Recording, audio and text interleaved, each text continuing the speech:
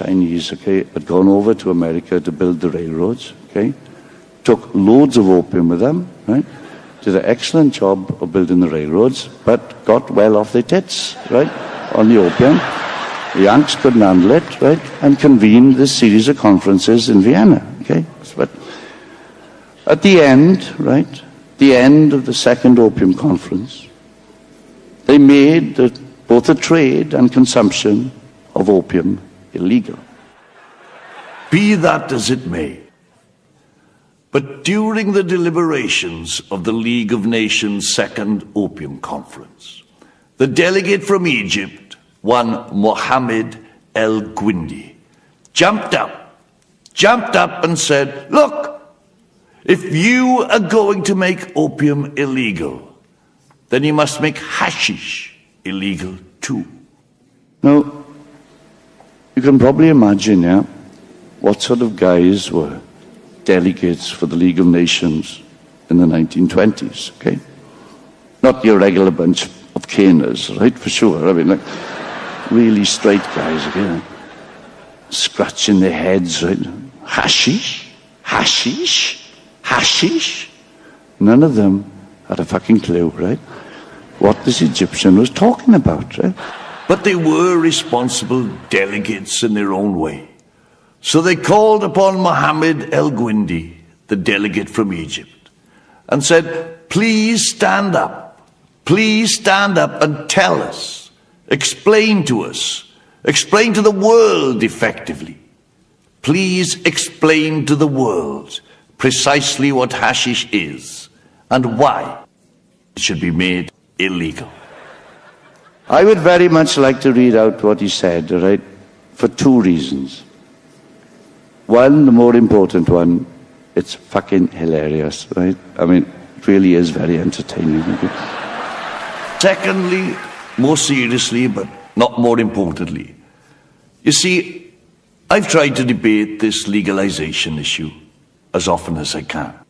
I've challenged everyone from Tony Blair, Jack Straw.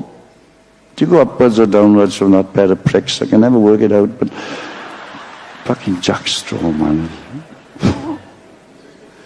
No, see, I particularly, sorry, tangent now, right, but like, I particularly dislike Jack Straw for the following reasons. Not just because I lost as an MP, I know that, I didn't take that badly or anything. I was pleased to see Labour come in. I mean, I come from a part of the world where, you know, if there was a pig on acid standing against a Tory guy, there'd be no doubt who to vote for. You'd vote for the pig on acid every time. You wouldn't have to fucking think about it, right? So, like, I was quite glad to see Labour getting in and thinking, with some reason, thinking that they might do something sensible about drug legalization, okay? Just thinking they might.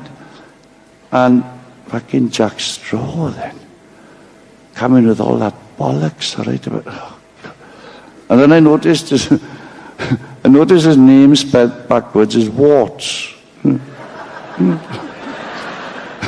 I changed my name for far less reason than that. Of course, he's not Home Secretary now, is he? I don't know why the fuck I'm talking about him. No, he's Foreign Secretary now, isn't he? He is, isn't he? No, he is, I know, because like, oh no, I'm going off on a tangent now, but honestly, this is so fucking funny, I'm going to do it, all right? Like, it's right now, Jack Straw now, right, is Foreign Secretary, isn't he? Representing us to the rest of the world in these very troubled times, yeah? I got the right guy now, have I? I'm not off on a spit right. Now, I heard, right, him say this on the radio a few months ago, but I didn't want to talk about it because I couldn't believe he'd said it, and I wanted to check that he actually had said it. So now I can repeat what he says because I couldn't dare do it without checking it, right? Obviously. And this is actually what Jack Straw said, right? Osama bin Laden. It's great to have the way silence always follows that name, isn't it? Osama bin Laden is clearly very psychotic and extremely paranoid. Now see, to me, paranoid means thinking a lot of people are trying to get you when they are not.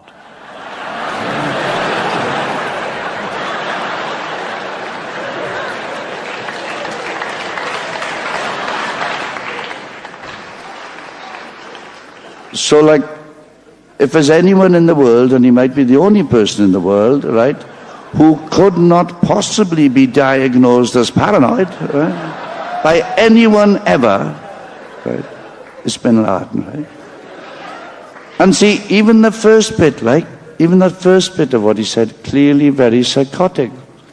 Now, if you're psychotic, it means you're mad, right? Not bad. Like, my lungs are, fucked up. If you're psychotic, your brain's fucked up in some sort of way, right? You can go and get it treated. It's not your fault, something wrong with you, you can go and get it treated. So if Bin Laden was arrested here tonight, I mean, he would get nutted off right away, okay? There's no way he's going to the Nick, okay? He's going to get nutted off. It's not his fault. He's only going to go to hospital to be made better. Anyone starts arguing with him, he's going to say, no, ask Jack Straw. I mean, what a twat. Anyway, sorry, but I have challenged them all, right, to debate against me.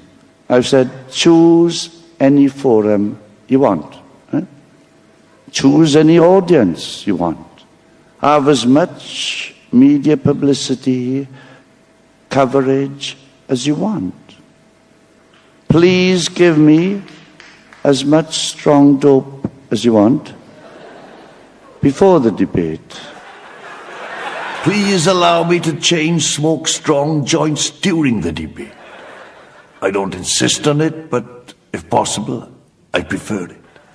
And I guarantee, okay, guarantee with everything that I hold dear, that I would destroy any argument they would present for maintaining the illegality of cannabis within seconds. So could any fucker. So could anyone. I don't have any skill in debating, all right? Anyone could destroy any of those fuckers within seconds. So that's why they don't even hold a debate. Now, see, the problem is I'm Welsh, okay? Okay? And see, Welsh are born genetically infused with this sense of fair play. Fair play. Everything has to be fair play, right? Can't help it. It's got to be fair play, otherwise fuck it, right? And if none of those fuckers will debate against me, and the challenge is open every second of every day.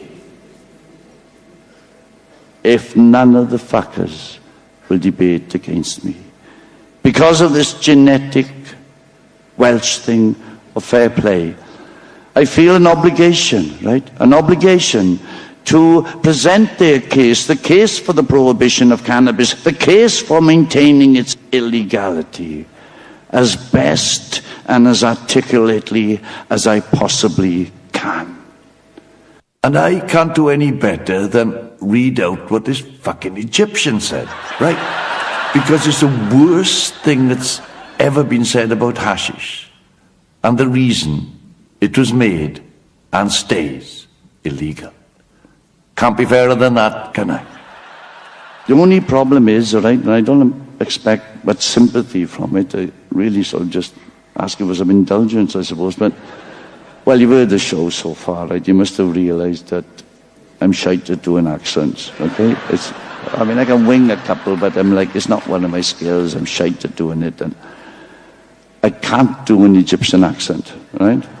I can't. No, I have tried, honestly. I promise you I have fucking tried. I've listened to cassettes in the car. I've gone out drinking with Egyptians. I've gone to Egyptian restaurants. I take this whole job seriously. I've tried the best I fucking can, and I cannot imitate an Egyptian accent, okay? Now, see, I imagine some of you are thinking, well, what the fuck, just carry on and read it anyway. But see, the problem is, particularly see when these fucking cameras and all this shit are around, right? Okay? Well, I'm not making any accusations now at all, all right? But sometimes some of the people